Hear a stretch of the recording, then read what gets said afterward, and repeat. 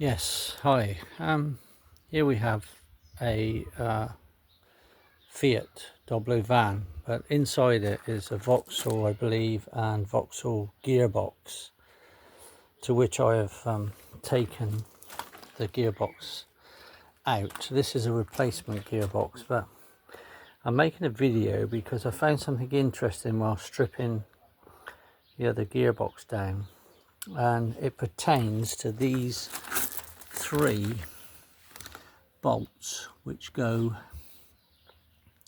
into the front of the gearbox as you go under the vehicle. It's at the front, forward facing, and you can actually get to these so easily, it's unbelievable. Anyway, I decided to get another gearbox to put in because the vehicle done 200,000 miles, so I thought the gearbox was actually at fault. The synchro meshes had gone, but I'm now in the process of rebuilding one out of the two. But what I'd like to say is, before you take the gearbox out, if you have the symptoms of the third and fourth gear, or any other gear really, jamming so you can't select that gear, one of the things to do is to remove these one at a time. So that one,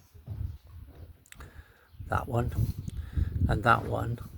Just take them out one at a time. Have a small magnet with you just in case, because this is what I found was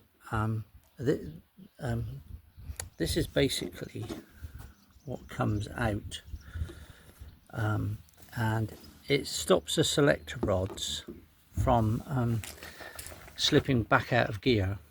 And so there's a spring in here, then it's beveled over, which holds the washer in.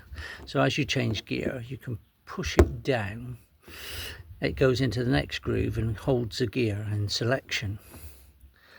But when I was stripping the other gearbox down, when I took it out, I found that that was still in there. And let me just hook the spring out. The spring was there inside the hole, and this come out like that. So the bevel on the end no longer held the bearing. So I think there may be a problem, because if you see, basically it goes back to that way, and obviously the bearing would normally be held just like that one there, but with that bearing being able to escape like that, it may cause the locking problem in the gearbox in the third and fourth. So ideally, if you find one that's done that, replace it, test the gearbox, and believe it will save you so much time. Because I'm now in the process of trying to make one good gearbox out of the two, only because it's done 200,000 miles and the other gearbox done a lot less. So I've got to swap some bits around, because one's got a speedo drive which comes off of the differential, and this gearbox doesn't happen to have that. It obviously was electronic some other way on the vehicle. It come off because it was a younger vehicle. But anyway, I just thought I'd make this video just so that if you've got one of these Vauxhall type gearboxes, please just pop them out.